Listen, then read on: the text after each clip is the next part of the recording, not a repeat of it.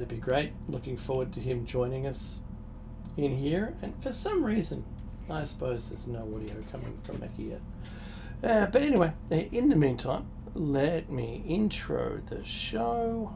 I'm still opening it. Okay, so Mackie and I, this is Plato's Cave, by the way. Episode number whatever it turned out to be.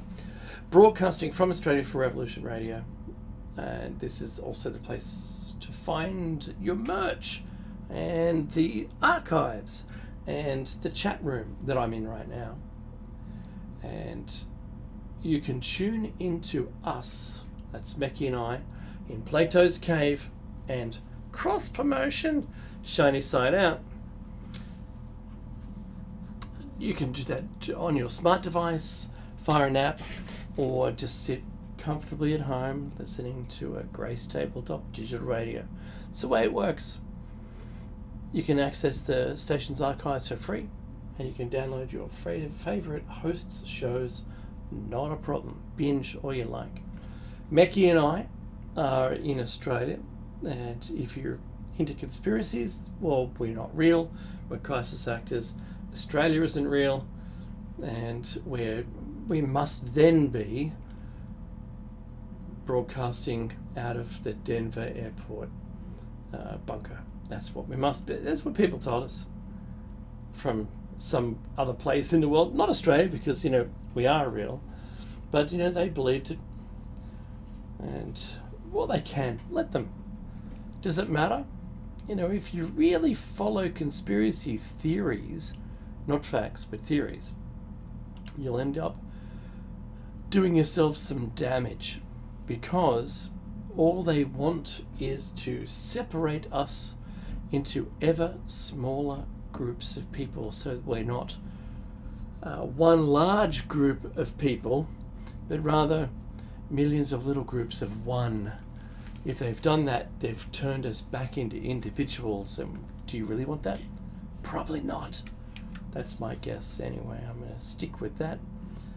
And Mackie has joined us, but is muted. There he is, and he's got his video going. Who knew you could do that? How about them apples? People want to see the beauty of the man. I can hear. Can you hear me? Yes, I can. Excellent. Sorry, yeah, my Skype sat there, literally, not doing anything. Yeah. Yeah, what are you gonna do, right? That's well. Sorry, my friend. What were you talking about? Well, I was up to the point where I said that I'm broadcasting out of Dark and Joan country, and you are? Oh, I'm of course in Direct country. And we pay our respects to elders past, present, and future. So, Mackie, guess what I discovered today? The king was in Sydney. Ah. Yes? That's not the one. That's not it. Ah. Close. No, I'm not a train spotter at all. But I thought this was interesting for my friends who might be. And in the future, if someone's looking through my stuff or my posts, they can make a determination for themselves whether I'm a train spotter. I've only ever filmed one steam locomotive once, and I noticed today something really interesting. Now, Mackie and I, we had lunch today. I had an interview. Yeah, we did. It was great to see each other. We only live like maybe 70 k's away from each other, like kilometers. And might as well be a light year. yeah, non-local. That's what we are, non-local.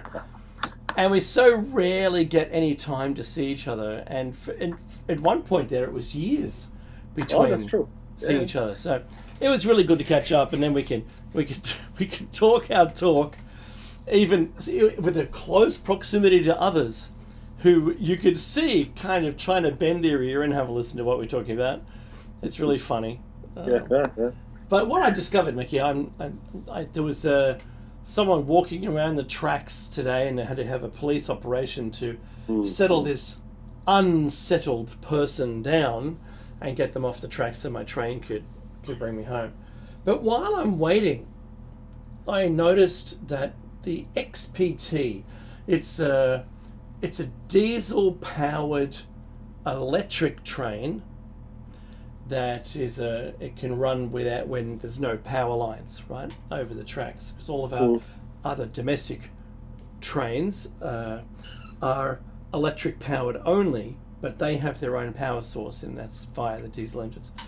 And there's 2 locos, actually 4 locos, but it uses 2 of them or 3 of them at a time, ramped down to minimize the power, because they're on the power drain. The diesel engines fire up and it uses more fuel. Anyway, and it's not that many hills because there's a limitation of the incline, maximum incline any train can cope with, and it isn't as much as you might think. So I'm watching the train go by, and I was taken aback. I love that expression. Taken aback by the name written on the side of the last loco number 2005, and it was hilarious. It was Sideshow Bob. That's so cool. So in Australia, we name all our planes. All the planes have a name. All the Qantas planes have a name, at least, on the nose of the aircraft. And you know, the Spirit of Sydney or whatever they happen to be, right? And they're all different. And you know by looking at it if you've been on it before, because you wouldn't remember a number, a registration number, but rather you would remember the name of the aircraft. And I remember I've been on a few of them many, many times. But here we go. It says Sideshow Bob, and I couldn't help myself. I'm just off in Simpson land, and all I could say to myself, well, that put Ogdenville and North Haverbrook on the map, right? Because it kind of looks like a monorail. It isn't, but it kind of looks like one. So, I know that's a stupid story, and it really went nowhere, and the punchline was lame. It really was. It really was. Oh, you're too... You're your own harshest critic. You can self-evaluate, right? Yeah, that's what I've done all day today. But anyway. Don't put yourself down. That's what the wife is for, my friend. Yeah, I know. I got one of those. So yeah. Anyway. So, look, your Skype, how come your Skype plays so poorly these days? Well, look, I think there's 2 reasons. Number one, it's a sort of a phasing out Microsoft product. So they don't really. I don't think they put much into development for Skype. Not put anything into the development. What? You must be a joker. What product? What product do we have? What, Skype? Didn't we get rid of that? What? I don't know, sir. Isn't that over there with the fax machine? Yes, fax machine. That's the Skype server, sir. And secondly, can you fax head office and tell them that people are still using Skype? Oh, brother, you know it. And faxing. Fax me the internet, will you? On color paper, please. That'd be nice. Wow. No, and secondly, I'm on a Mac for the show. I've got Windows devices for other things, but all the show notes, everything's on a Mac, and it took me a long time to get Office working, and I'm not double booting. It's all natively on Apple, because the double boot was just too painful. It's just much too painful. It's just a bad solution. It's just a bad. If you have an Apple and a Windows device on the one device, my suggestion is not to do that. Anyway, yeah. So actually, it just sat there, like literally the Skype. I guess the app, whatever you call it, sat there. Mine is rectangular. That's the sizing I've got, and it was just white. There wasn't even a little circle indicating it was going, but that's enough for me. Yeah, it's just nuts, my friend. And it's, of course, just to make things more interesting for everybody.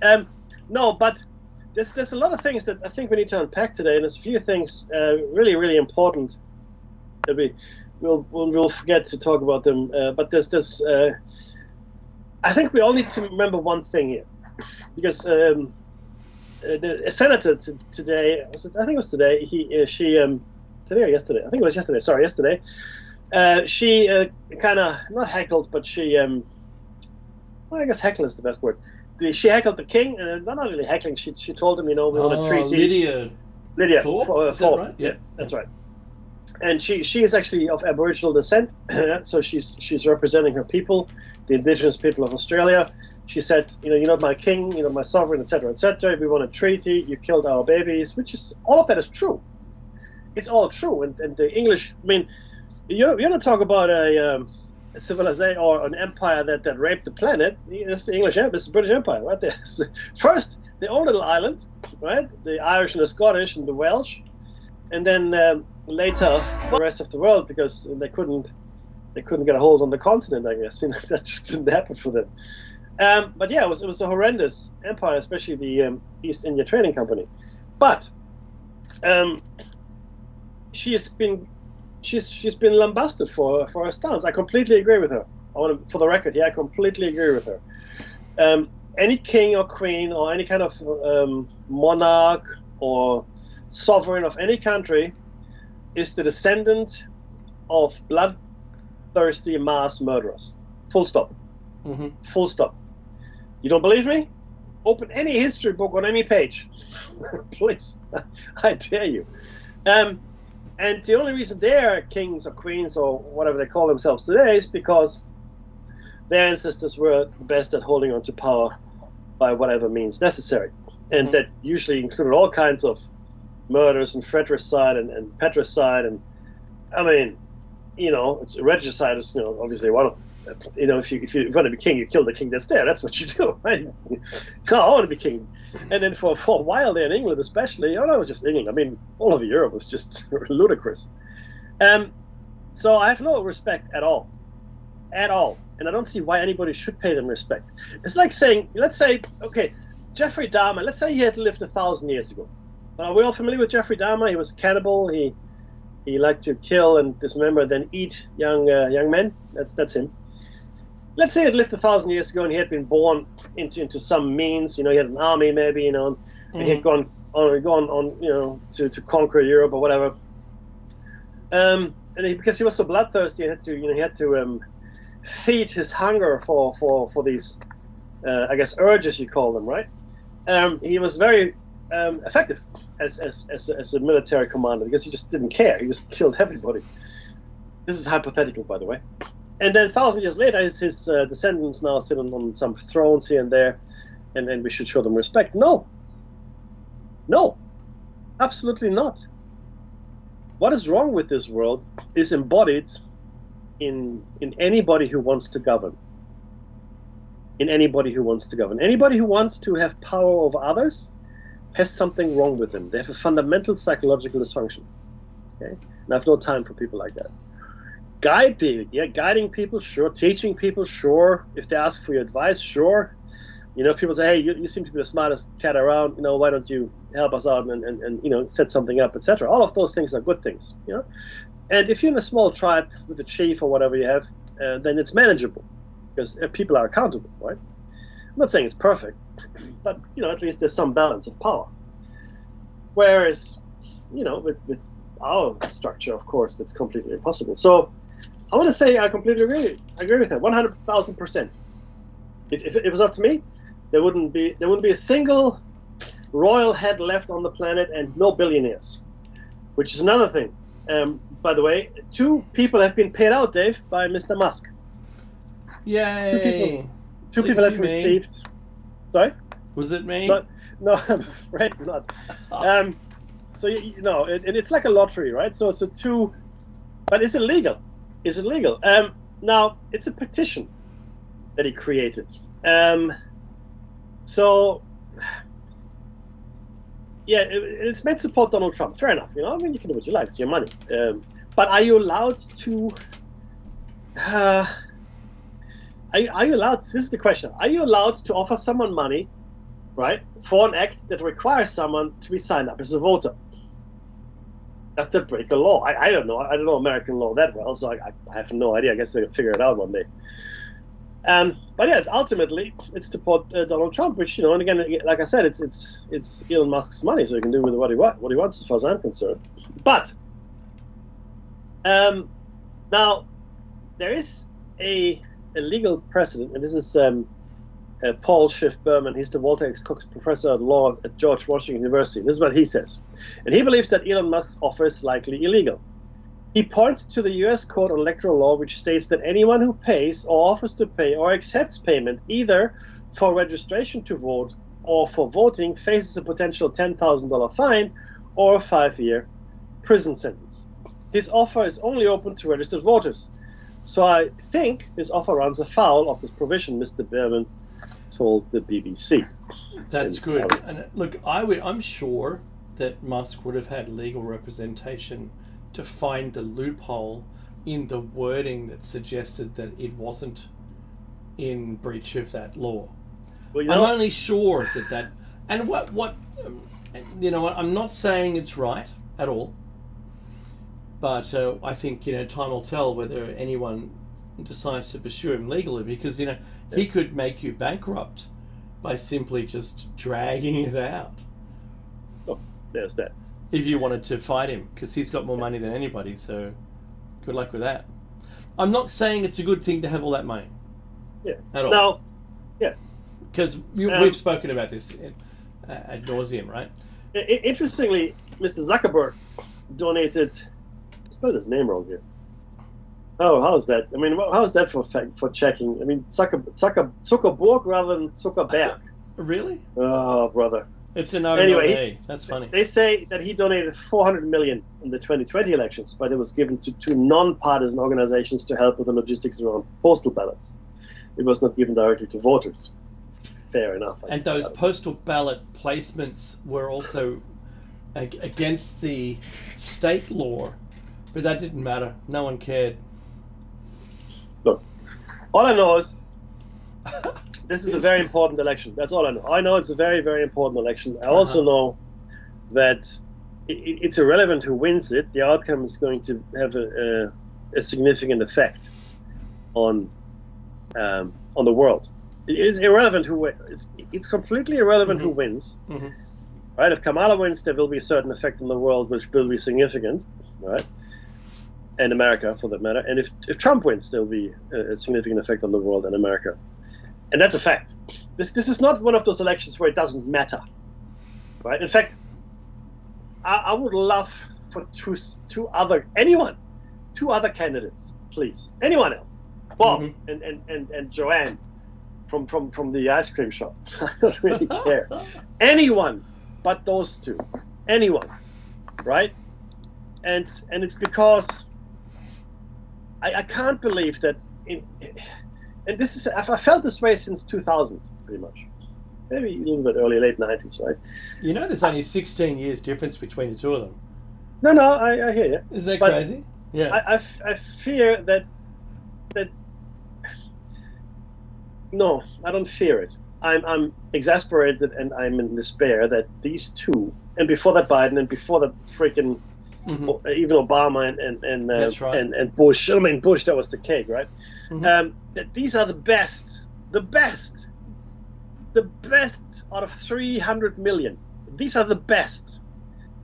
I mean, the question here is, and I know your point, but the question is, the best at what? What do they have to be the best at to be there? Because they don't seem to be the best, I don't know. At anything. At anything. That's right. They're the best at, I'll tell you what they're the best at, right? So they're the best at rising through the ranks and creating a public profile, which is what you need to be elected. I mean, people have to know you. I mean, Donald Trump is not stupid. You can accuse him of many things, but stupidity is not one of them. No. I know people try to make him out to be that he's stupid. He's not. He's switched on. He's clever, and he has been pursuing this presidential, I guess, position since he started The Apprentice. Yep. The Apprentice had only one purpose: raise his public profile, make him a household name. I mean, Donald Trump. Nobody really knew him. He's like some kind of real estate guy, whatever. But when he came up with The Apprentice, and this is like the embodiment of the American dream. It's very clever. Think about it for a second. He had, 12 or 14 or whatever, how many people come in. They would all apply to be there, and they would be selected, and then they would be part of this game show, because that's what it was, a game show. But except, the prize at the end would be a job with him. And the first winner said it best: "I'm here." Now, the winner was actually a very successful cigar importer. He was a millionaire in his own right? A millionaire. He said, "I'm here, and I want to work for Donald Trump because this is my chance at creating generational wealth." Right? And that's true. That's absolutely true. If you work for Donald Trump, and I mean, just the pedigree that you get in the business world and the things you learn, etc., that's invaluable, invaluable. So, but again, it was Donald Trump wanted to be associated with the American dream. He wanted to be associated with being a tough but fair businessman, right? He built himself up an amazing public image, and he was successful in doing it. My opinion, anyway, right? And back then, he was thinking about running for president. I guarantee it. In fact, he probably nursed that hope for a long time. Kamala Harris, she was same thing again. She groomed herself for this role within the Democratic apparatus. See, Donald Trump did it on his own, and then he went with the Republican Party, but he actually created this image on his own. Whereas Kamala Harris worked her way up through the Democratic Party process, right? And fair dice to her. But these can't be the best people you have, Americans. Surely you have better people that have better everything for this job, right? And you know what really worries me, Dave? I'll tell you what worries me the most. Let me just tell you, okay, since you asked. I'm glad I asked too. What worries me the most is this. And I'm not saying it's a real thing that will happen, but what worries me is that everybody in the chain of command that has anything to do with any deployment of any nuclear weapons undergoes rigorous psychiatric, psychological, personality, etc. testing. Rigorous. For two reasons. One, to make sure you're not some kind of nutbag, right? Two, that you will actually, I guess, fulfill the order. Once the order comes down, you will actually adhere to the order and press the button if it came down to it. So there's two things you have to ensure. Number one, not to press the button. Yeah. And the second one, to press the button. Those two things have to be assured if you're part of the chain of command. The only person that doesn't undergo rigorous testing? The president. Or any of his cabinet members, for that matter. So that's not so good, in my opinion. That's my opinion. So I've been hogging, Dave. Oh yeah, you have. Hey, that's all right. It is. It's really all right. There's a song in that. So. So the memes have been flying strong and fast, Mackie, with Donald Trump doing the McDonald's thing. Yeah, not all of them flattering. Not well. There's what's flattering really, and what's bad press. That's got to be good press. Is there right? such a thing? No, fair point. Yeah. So I can't mention them on air, but it was interesting to see him fill the fries container, and apparently he gave someone an extra nugget, which was, it's not. There's no proof that was real. Someone it's coming out of your paycheck. 7 nuggets in a 6-nugget pack, but that's coming out of your paycheck, Trump. Yeah, that's right. It's happening again. Yeah. This comes out of my pay. If my I had pay. a girlfriend, she'd break up with me. If you're a Simpsons fan, that's the spotty teenager who works in the fast food places wherever they happen to have one. Him, all right. I like when he drops the taco in the deep fry and he goes, "This comes out of my wages," and he's trying to grab it with his bare hands. I'm sorry. I shouldn't laugh. So getting back to, I know we shouldn't, but you know what? The writers of The Simpsons were very clever, and they wrote some very, very funny bits. And when you string them all together, you get a great episode out of it. It's gold. It really is. And there are things, Mackie, if you could, a complete aside, but if you could, after you've passed away, be, the age-old premise of you're standing at the pearly gates and they watch through all of your memories. Living through the Simpsons episodes would just be a memory. Playing video games would just be a memory. Imagine you're playing Rust or, I don't know, whatever it happens to be, some first-person shooter, and you have like all these headshots, and they're going through the thing you got in a video game. Every time it comes up as a video game, it's like, no, that wasn't. It's me, but it's not me. It's a video game. No one's hurt. It's fine. It's all good. It's a game. And then they get to The Simpsons, and so that's funny right there. Right? That is funny. As long as Conan O'Brien passed before you, and all of his memories of writing and all were there as a precedent, right? So yeah, no, that's cool. They weren't really you. So that was the aside. So here we have an ex-president at the drive-through window giving people their food. They really concentrated only on the fries thing, but he was being taught how to put the fries in the fryer, and then how to pack the fries into the large containers, and that's not an easy thing. It's a bit tricky. And then giving them out to people, and people are filming him in the drive-through window, and not hating it.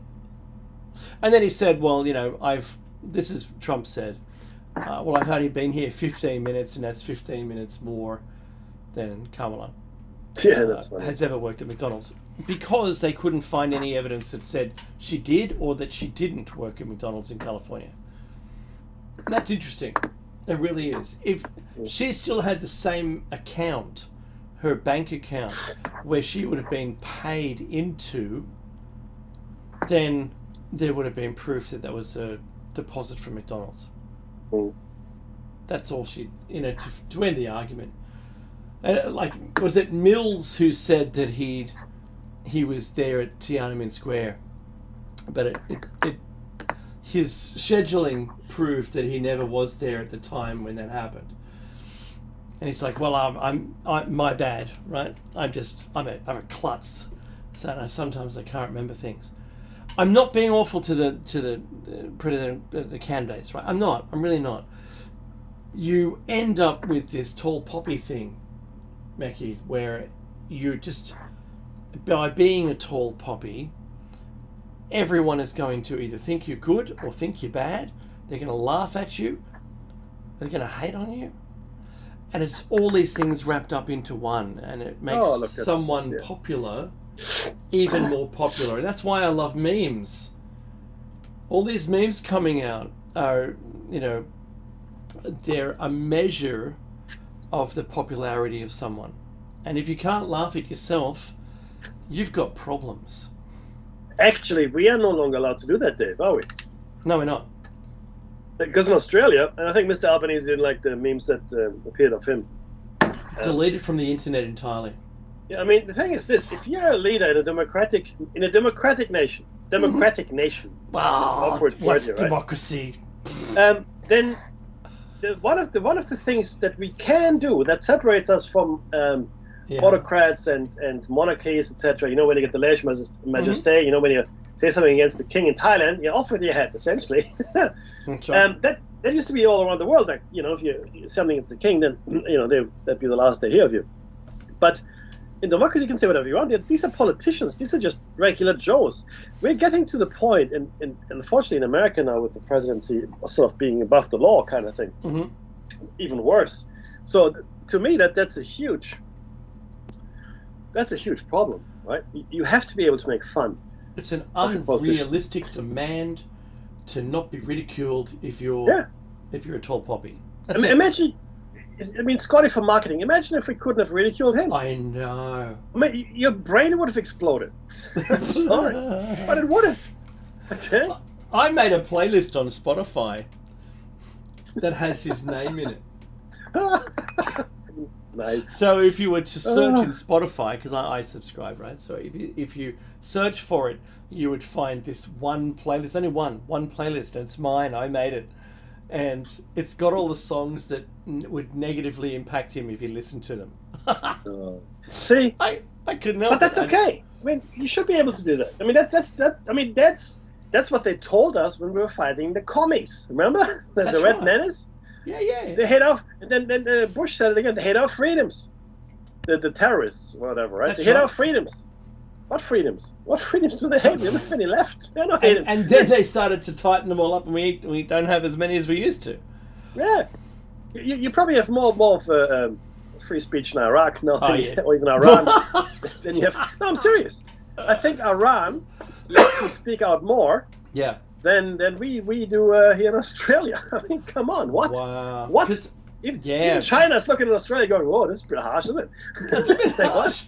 And those are the guys that they sent the cost of the bullet with which you were executed to your family. that's China. They but they're looking at your family for it. They do. That's actually hilarious. That's actually true. But they look at Australia and go, oh, they're a bit rough, aren't they? Hey, I wouldn't want to be there. Yeah, no. They just call all their people back. That's right. Well, probably come back. Nuts. Yeah. Oh. So there's an exodus. So the Australian Electoral Commission, the AEC, has they've added this to this bill, the censorship bill, which says that no one can criticise the AEC. Parliamentarians have immunity anyway. How is that possible? I mean, but see, this is no one else. Sorry. But why? Tell me why, Dave. That's exactly right. That's the point. And you're the only person that I've mentioned this to that has actually come up with that idea. I knew that was the first go-to. That's a follow-up question. Why? What are they doing wrong that they can't be criticised? Exactly. I'm not criticising them at all. I'm not even going close to that. No, but for what, right? Yeah. If anyone says you can't talk about me, why? It doesn't matter who it is. I don't care who it is. So immediately, if you put the microscope on them, you'd go, oh, I see. So if we're not allowed to criticise the AEC, now this, at an election, you can imagine you would question it. Criticise? No. Question? Possibly get away with it. But not even media are allowed to do that. And that's what... what? Did I wake up in the wrong universe? This can't be the universe that I went to sleep in. Where this would have been ridiculous. Yeah. I feel like George Orwell. Imagine if George Orwell right now woke up in his coffin, crawled out and came out and went, you what? What happened? Why did no one protest any of this? We're not in favour of zombie resurrections. Just want to make that clear. Really? It's a hypothetical scenario that Dave is giving us here. Yeah, that's true. That's true. That's true. But if it were a movie, not just hypothetical, complete fiction, if it were a movie and he somehow came back to life, he would stare us all down as being complete idiots. Yes. Why did I... Is this because of my book? And you go, yeah, they used it as an instruction manual, you pork chop. What are you doing? And the thing is this, but see, you're right, Dave, nobody's asking why. But of course, that is born out of the fact that nobody's actually saying anything against it. I mean, I listened to a few analysts and a few political scientists here and there, and they're all saying this is ridiculous. Now, number one, the whole law is ridiculous, but what's even more ridiculous is the question how you're going to police it. And who then will be the arbiter of truth? Because it's all about truth, right? That's right. And it's this lady. She's the truth czar. Yeah, the truth czar, yeah. And we discussed this earlier, I know we did. But in my mind, that's just insanity times 5. Mm-hmm. It makes no sense at all to even have that as a law and then have a position that arbitrarily, pardon the double Dutch, as to what is true and what is not, based on what? Skip that to the double Dutch. That's dancing. What if it's my opinion, for argument's sake, that politician X is a muppet? That's my opinion. Right. Yeah. It's not just doesn't have to be true. It's what I think. It's my opinion. That's right. Uh-huh. I don't even have to prove it. Okay. But Mickey, if you were in England, you could already go to jail for having said that. Really? Because in England the law is if you say you wrote that down in some post, right? Sure. Anything that you say that may or could offend someone in the future, despite you only having one follower and it's your mother, right? Yeah. For instance, or it's me, and make it me. So I'm the only person following you, and I already agree with you, but no one else can see it, and it's set to private. The fact that you wrote it online is enough to put you in jail. That's insane.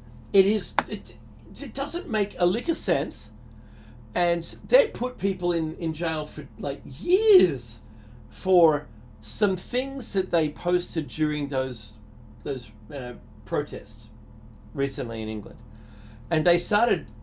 This is once again in England. They decided to let people go if they served 40% of their sentence. Yeah. To make room. Space. Yeah. To make room for that's right. For these people, it's like, imagine you're sharing with if you're a man with Bubba, otherwise with some. And I'm not defaming Karens anywhere, but let's the queen of Karens. You're sharing a cell, and they go, "What are you in here for?" "I'm here for because I killed the last 20 people that spoke to me." Right? I'm just making his accent up. I don't know. And you go, I wrote something on a post on the internet. "Oh dear God, get them out of here! I don't want to share with you." You're a nutbag. That's right. So, censorship. You wait, America. You wait. This is coming to a town near you, country near you, and all of the people who up in the great reset realms of the world have openly stated, and you can find these clips, unedited clips, on air, YouTube or whatever you want, on X, where they say the problem in America is free speech. Yes. They don't want America to continue to have free speech because their great plan is to be able to, re-educate us all the time. Let the hooks do their work. Just smile, just relax, and they want us in servitude, and the only way they can totally control us is by controlling what we think and what we say.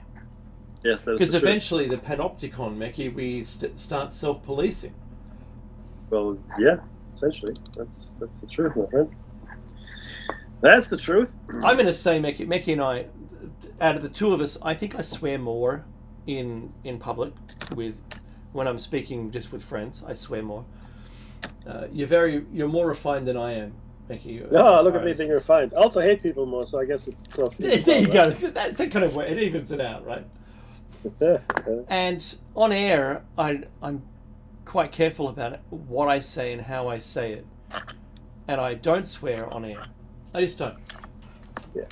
If my children would openly tell anyone who asked what my favorite swear word was, because they've heard it like a million times, and that's fine in certain company. That's what I learned when I was a kid. And that's true. And look, in fact, the way I speak on the radio is exactly how I speak in normal life. That's true. Pretty much. I mean, I do have occasion to use, like darn and hot dog. Actually, I probably swear like Ned Flanders. Diddly. Diddly. And I loved the way, I know he's fallen from grace, but I love the way Bill Cosby used to swear. "Oh, Flarn. Flarn. So, Nicky, I always ask this of someone, not the first time I see them, but because that would be a bit weird, but if you hit your own thumb with a hammer doing something, like building something, whatever, hammering a nail in, what would the first word be and what language would it be in? You don't have to say it on German. air. It'd be German. See? Yeah. Probably. Oh no, it's not too bad. It's verdammt, which means like damn. Oh really? Yeah.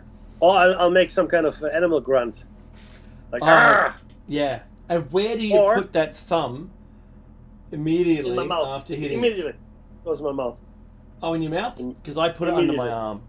In my mouth. Oh, no. Concern it. What? So mine would be the F word. I would use that, and Flaren, in yes. English, I can't help it. It's just Flaren. it's the first word that comes out, and I'm usually hating on myself for doing it as well. And that's where all the other, Muttley, fuzzer. I loved Muttley Meckie so much that he taught us all how to swear without swearing.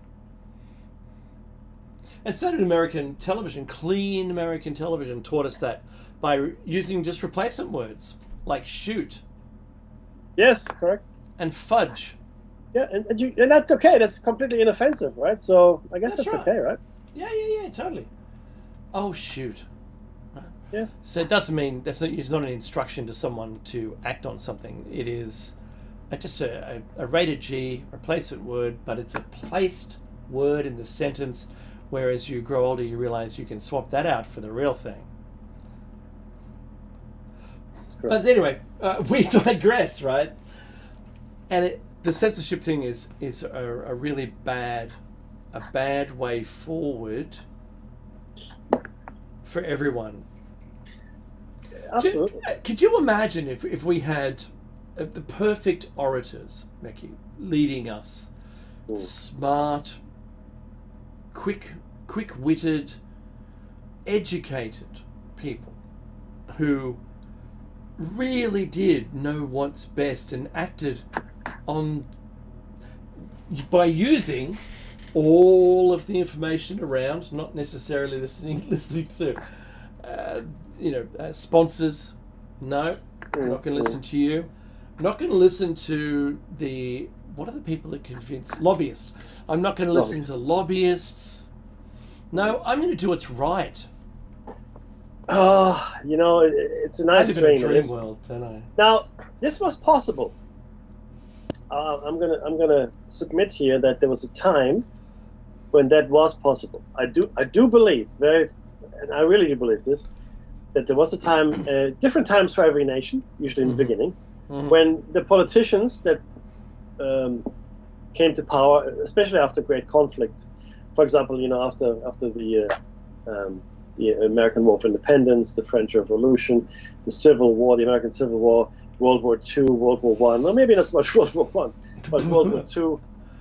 I do believe that the people that I can speak for Germany very clearly. The people like Adenauer and so forth that became leading German politicians after the war really had the best intentions, and they were only allowed to be politicians because they had no links to the Nazi Party at all. So that's why they were allowed to do that. So there's some comfort in that, and it's a similar. I mean, if you look at Lincoln, right? You can say what you want about him, but his presidency was a tough presidency. That was tough. I mean, you make a decision that is going to lead your country into civil war, but in your heart of hearts, you believe it's the right decision. I mean, there are other factors. I mean, the economic prowess of the South was one factor. There was a divide, North-South divide in the States, which was interesting. And it was, of course, the slave states down in the South that were making so much money because they had slave labor, right? Whereas in the North, slavery really wasn't a thing, interestingly enough. And in fact, England had abolished slavery a long time before any of that even. So it's interesting. And there were people, I think, that had all the best intentions, that had gone through hell, through war, if you will. Right? But now, Dave, you can't even take a joke. Wow, really? That's right. Mm-hmm. Wow. I mean, get over yourself. In true Aussie vernacular, I would say, get over yourself. I mean, what are you? What are you doing here, man? Really? You think what you're doing that's a thing? No. I mean, if it doesn't pass the pub test. See, that was an expression that was born out of Australian politics. Yeah. Where if you have a crazy idea when you want to do something, go into a pub and talk to the locals. Yeah. And float it with them and see how it goes. But no. No pub test. Sorry. I mean, it's actually interesting that that is happening now in light of the Great Reset and a whole bunch of other things right. there. Because the political class in the West, some in the East or in other countries, they're already autocrats.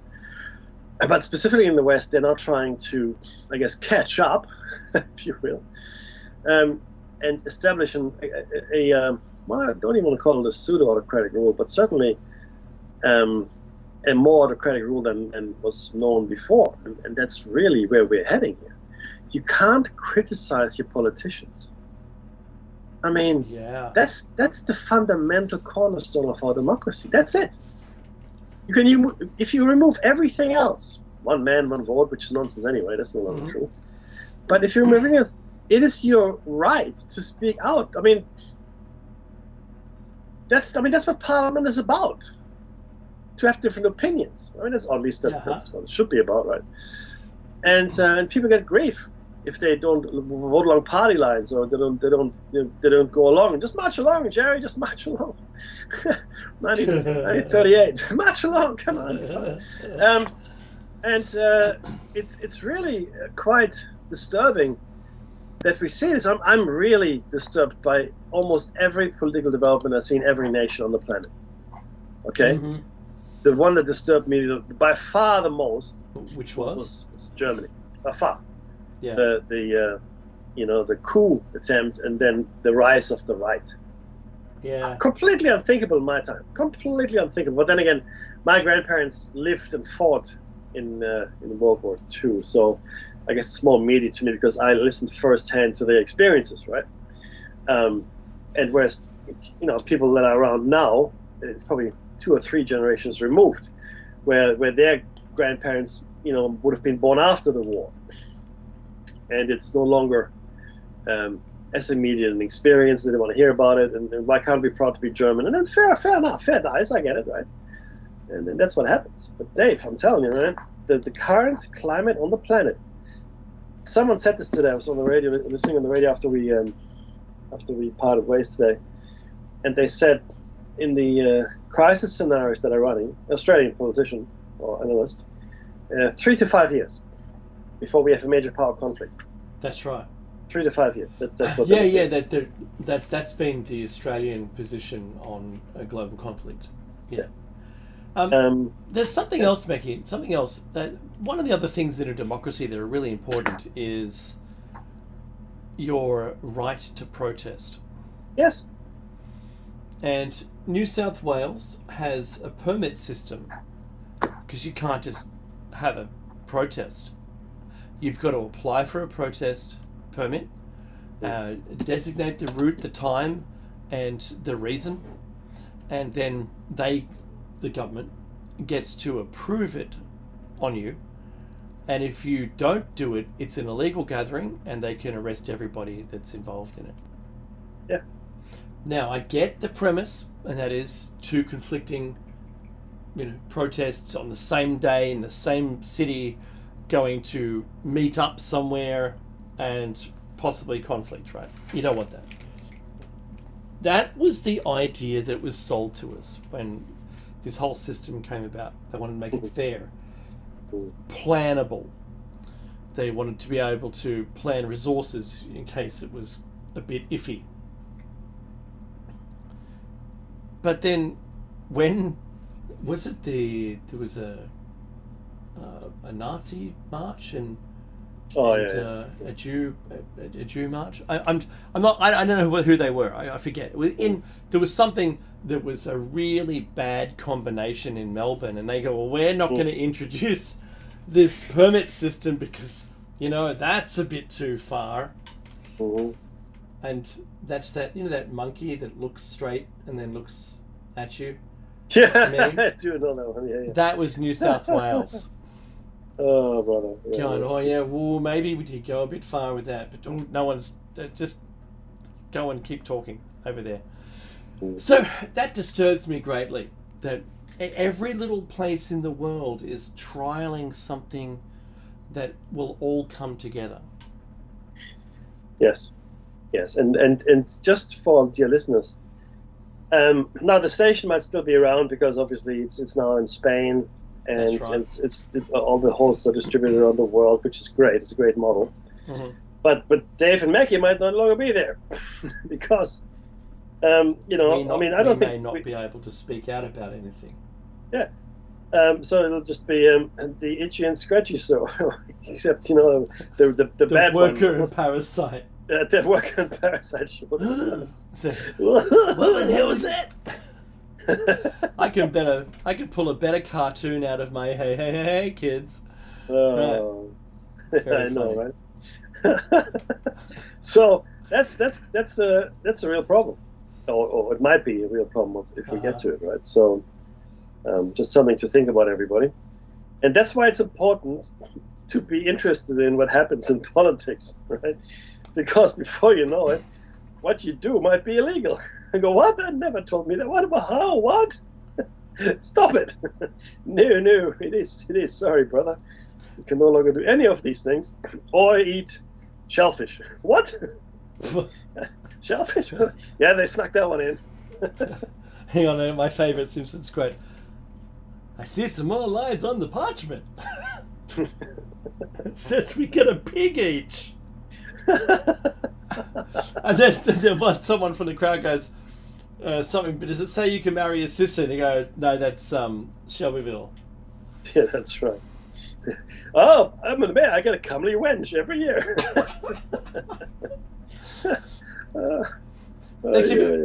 If it wasn't funny, it wouldn't be, and it wouldn't be the success it is today. So recognize it for its poignant humor, amazing predictions.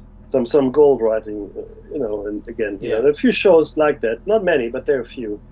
And they all seem to have happened in the 80s and 90s for some reason. I don't know why. Mm-hmm. It was the ascension, Mackie. We were getting closer. You know what? I want to say you're right, mate. That makes sense. I want to say you're right, 100%. It makes perfect sense. We were getting ready, and then boom! No, not today. No, not today, Satan. Not today, Satan. And that's so we're here. We are where we are, and unfortunately, it's maybe not as we imagine it, but we have to make do. But just be aware that these things matter. Right? I know people think, I know politics, who cares? No, it matters a great deal when they start taking away things that you thought you could do. I mean, if you didn't listen to the station, would you have known that you can no longer criticize politicians in Australia? Maybe not. Maybe not. Right? Yeah. And that would have been a little. That would have been a rude awakening at some point, I'm sure. Like, okay, I can't do that. Oh, that's not so good. And that's dreadful. But sorry, I wanted to say one thing here. 2 minutes. I know. It looks like that Israel has not degraded Hamas or Hezbollah in any significant way because they're still operating in North Gaza and in South Lebanon.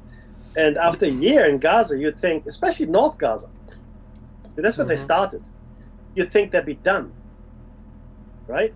You'd think that, but no. No, they're not. So clearly they haven't done enough to degrade,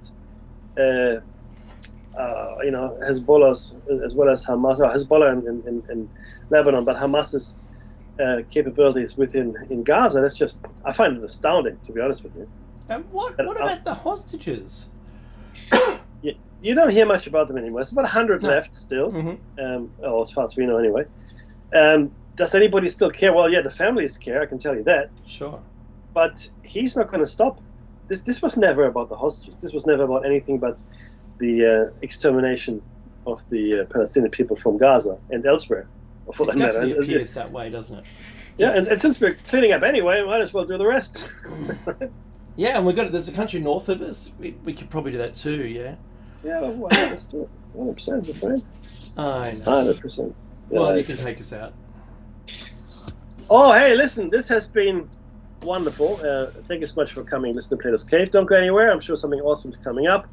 It is very, very important that you know your rights But most of all, be safe.